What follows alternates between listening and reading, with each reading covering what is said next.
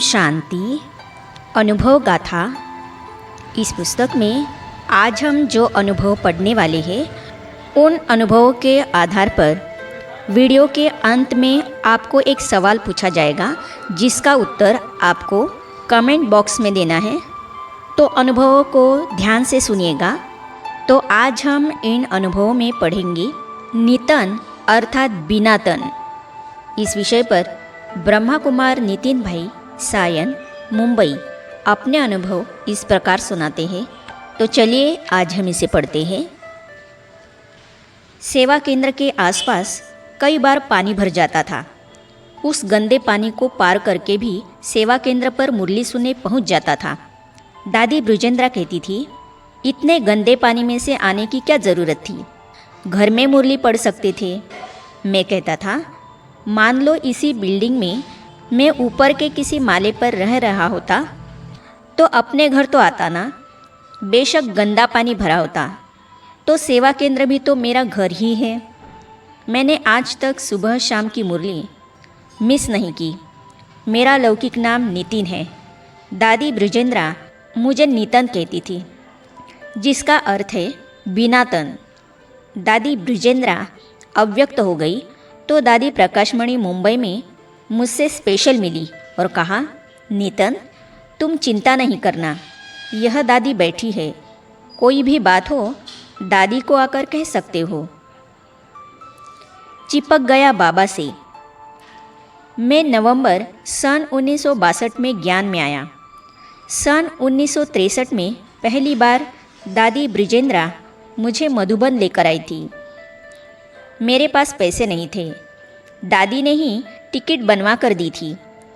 उन दिनों यज्ञ में इतना धन नहीं था।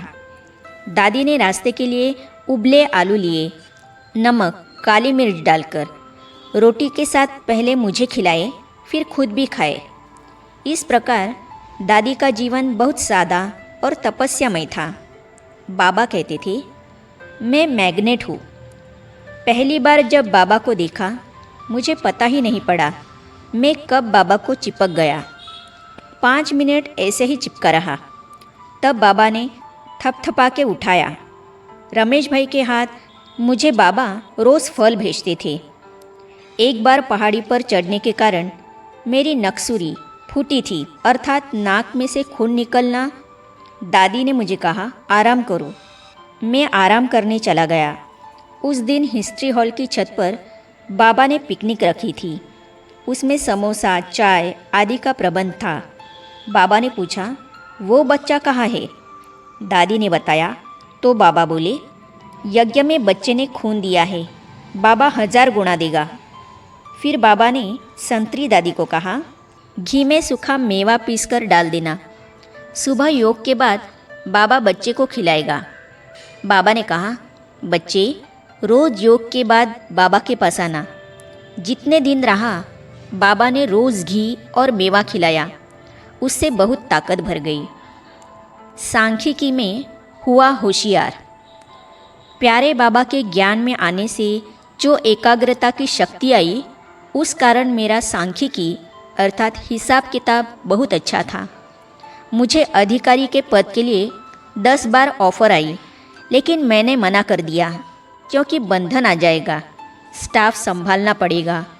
अकाउंटेंट के पद पर रहते हुए मैं अपने कार्यों को 3 घंटे में पूरा कर ऑफिस में बॉस के सामने ही यज्ञ की पुस्तकें पढ़ता था। मैंने कभी ओवर टाइम लेकर काम नहीं किया।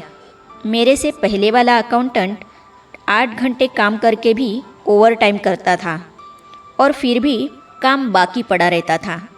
मेरा बॉस मेरे हिसाब किताब पर बिना देखे साइन कर देता था। ऑफिस में कोई विरोधी नहीं।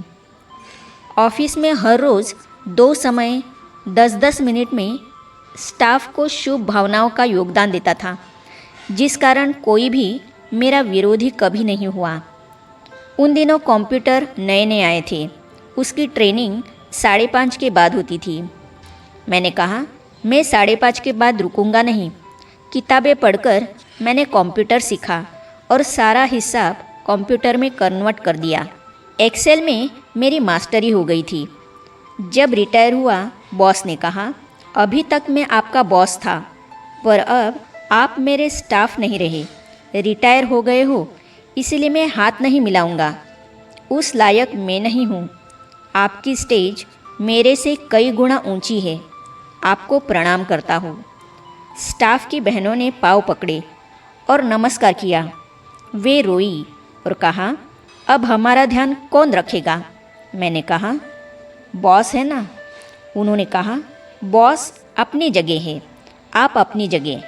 उन्हें कुछ भी चाहिए होता था तो मेरे साइन से सब पास हो जाता था। आगे हम पढ़ेंगे। बाबा से मिलते ही प्रश्न का उत्तर बहुत स्पष्ट हो गया। इस विषय पर ब्रह्मा कुमारी सुषमा बहन जयपुर अपने अनुभव इस प्रकार सुनाती है। तो इन अनुभवों को हम पढ़ेंगे अगली कड़ी में। तो ये जानने और पढ़ने के लिए इस चैनल को सब्सक्राइब करने के साथ ही साइड में जो बेल आइकॉन है उसे भी क्लिक कीजिए, ताकि आने वाली सभी वीडियो और अब तक की सारी वीडियो आप तक पहुंचती रहेगी। आज के अनुभव से ये रहा आज का सवाल।